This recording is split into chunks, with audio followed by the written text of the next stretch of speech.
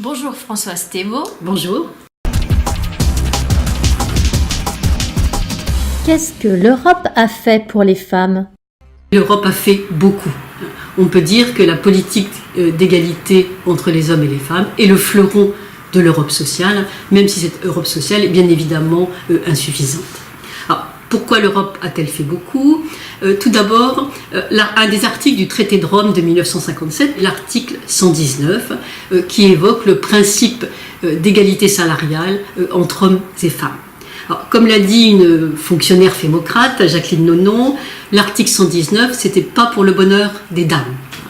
À l'origine, cet article a été voulu par la France, qui craignait la concurrence du textile allemand, secteur dans lequel les ouvrières étaient particulièrement mal payées.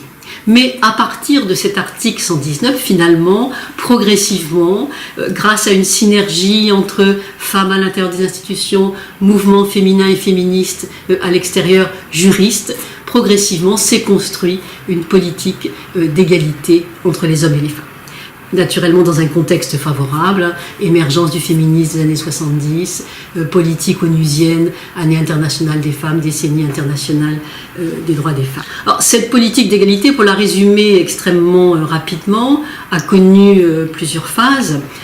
Une première très, très lente, qui a abouti aux fameuses directives du milieu des années 70, les directives égalitaires, 75, égalité de rémunération, 76, égalité de traitement professionnel, et fin 78, égalité en matière d'accès à la sécurité sociale. C'est la mise en place en quelque sorte d'une égalité juridique concernant essentiellement les questions de travail. Deuxième étape, la volonté d'aller, sous la pression des mouvements féminins et féministes, la volonté d'aller vers une égalité plus réelle entre hommes et femmes, donc une politique d'action positive pour rattraper en quelque sorte les retards que subissaient les femmes dans différents domaines. Alors, cette politique d'action positive, ce sont des programmes avec beaucoup d'argent, ce sont une invitation aux États membres de mettre en place des politiques égalitaires. Alors là, sur ce point, il faut souligner que la politique européenne d'égalité a été bien souvent en avance par rapport aux politiques d'égalité nationales. Alors, sauf peut-être pour les États scandinaves, dont l'entrée va favoriser ces politiques d'égalité, mais par exemple, la France était en retard par rapport aux directives européennes, et la loi Roudy de 1983 et l'application de la directive de 76 adoptée par l'Europe. Donc, deuxième étape, politique d'action positive, qui est mise à mal par un arrêté de la Cour de justice européenne en 1995, l'arrêté Calanque, où un homme finalement proteste auprès de la justice parce qu'on lui a préféré à qualification égale une femme, et il gagne.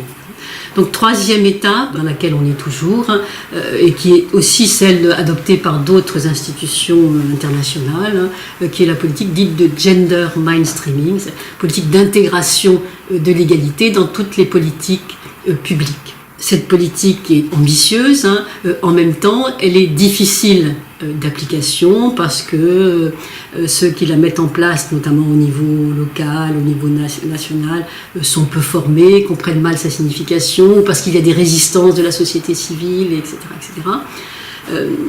Et d'autre part, deuxième limite aussi de la période dans laquelle nous sommes, l'égalité homme-femme qui est devenue un principe de l'Union européenne et une véritable mission de l'Europe communautaire, cette égalité entre les hommes et les femmes est un peu diluée dans un ensemble de politiques antidiscriminatoires, lutte contre les discriminations sur les questions de race, d'orientation sexuelle, de handicap.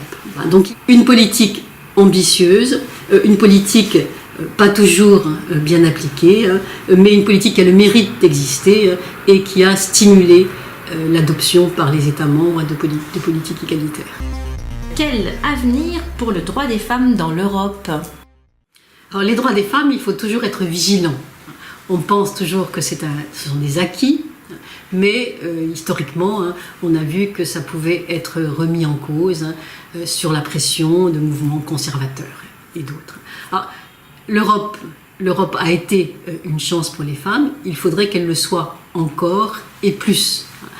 Pour cela, il faut bien sûr amener au Parlement des majorités progressistes en faveur des droits des femmes, puisque le Parlement a de plus en plus de compétences et nos concitoyens le savent peu, c'est dommage. Il faut aussi que les militantes se réunissent entre elles. Il existe un lobby européen des femmes, une association fêtière de multiples groupements féminins et féministes, mais c'est relativement mal connu et l'information ne circule pas toujours très très bien. Il faut réfléchir aussi à ce qui est particulièrement favorable aux femmes dans les différents États membres et essayer que l'ensemble des Européennes bénéficient des meilleures législations des États membres.